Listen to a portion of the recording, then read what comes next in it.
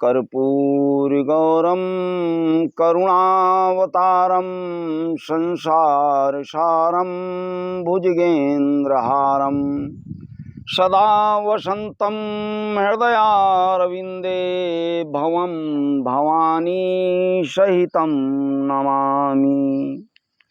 अयोध्या से मैं रविंद्र ओझा महाराज आज एक नया वीडियो लेकर के एक वैदिक में धर्म पुराण में अलग चीज लेकर आप लोग के सम्मुख आया हूं। आपके सांसारिक जीवन के कष्टों के कारण, क्योंकि क्या होता है कि आप लोग ध्यान नहीं देते हैं अपने सुख के लिए आध्यात्म की तरफ। एक छोटी सी कहानी है कि जैसे एक राजा था, उसका जन्मदिन था।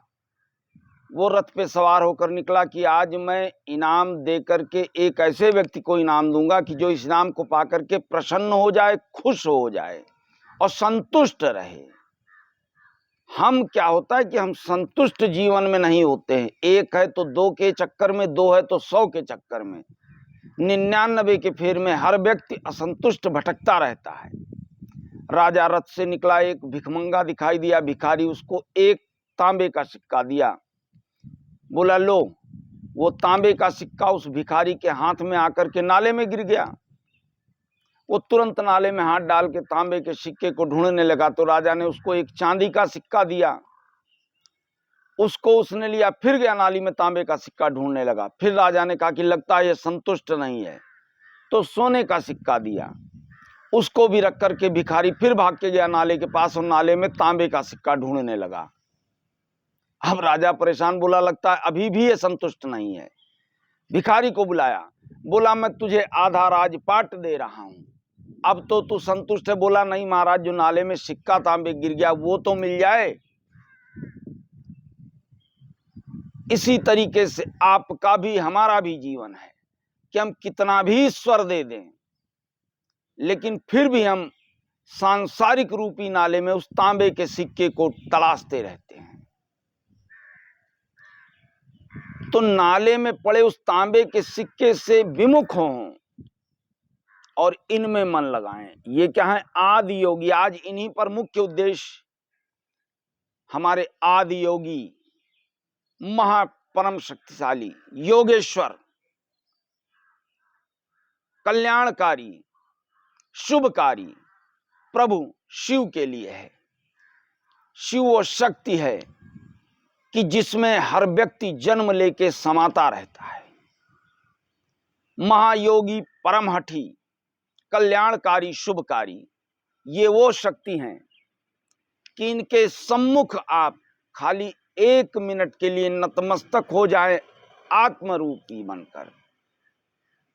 ये प्रसन्न होकर सब कुछ लुटा देते हैं।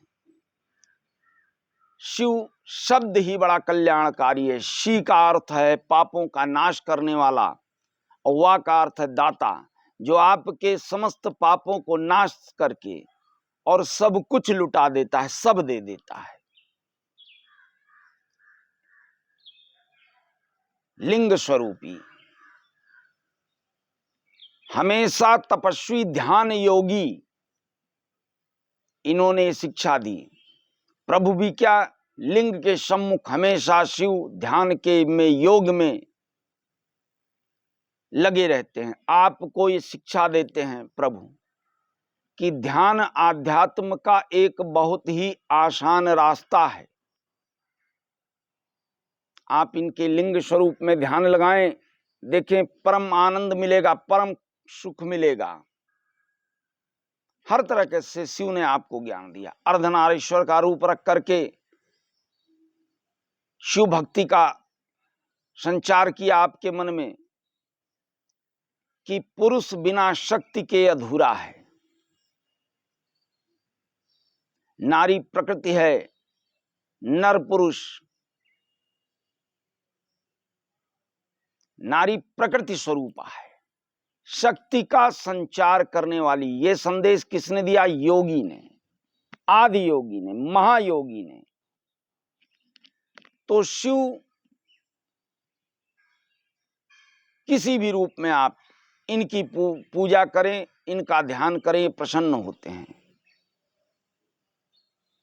आप बिना सोचे समझे ही विचार किए पहुंच गए। सिर्फ आप इनके सामने नतमस्तक हो जाए कि एक शिकारी जंगल में शिकार करने गया, रात्रि हो गई, पेड़ पे, बेल के पेड़ पे चढ़ करके बैठ गया।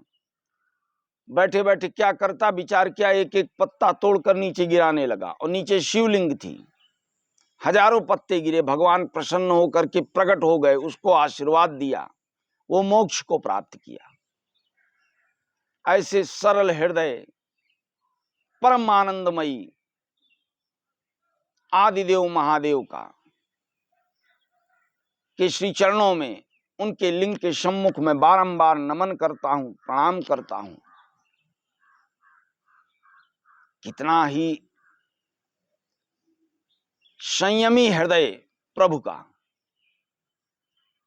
कि विषपान से जब संसार विष के प्रकट होने से जलने लगा, तो सारे विष को, प्रकृति को, संसार को बचाने के लिए प्रभु ने अपने कंठ में धारण कर लिया। जटा चंद्र त्रिनेत्र सर्प वाला, त्रिशूल डमरू मुंड माला, छाता भस्म वृषभ, सरल हृदय, कोई श्रृंगार नहीं। इनका श्रृंगार क्या है? शेषनाग है, भस्म रमाए रहते हैं। जितने भी संसार को कष्ट देने वाले जीव हैं, सबको अपने पास स्वयं में समा लिए। शिव साधना आपको, आप मन से बैठे ध्यान करें शिव जी का, और कुछ नहीं कर सकते हैं तो सिर्फ एक धूप बत्ती लगा करके इनके सम्मुख बैठ जाएं।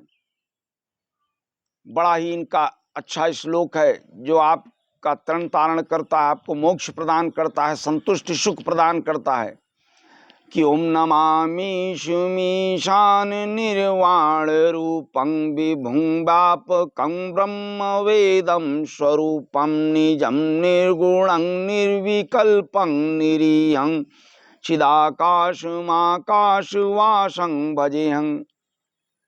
इस पूरे मंत्र को आप जप करें अपने कष्टों के निवारण के लिए।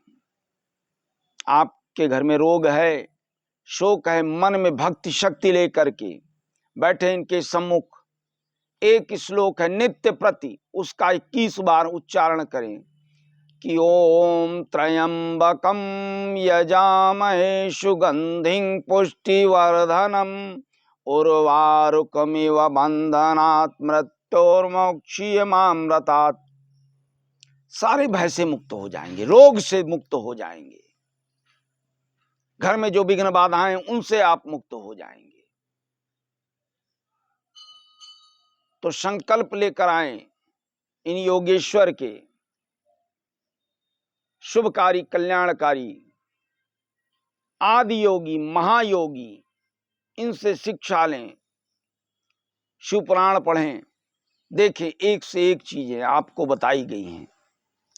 रसमयी मदिरा का पान करते हैं, अन्यथा लोग लेकर के इन जगह जगह मैं देखता हूं वीडियो डालते हैं, गांजा पी रहे हैं, शराब पी रहे हैं। ऐसा कहीं भी नहीं है।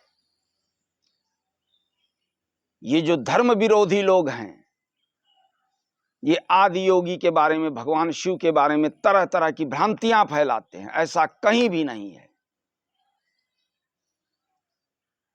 कि भगवान भोलेनाथ इस तरह की चीजें प्रयोग में ला रहे हैं।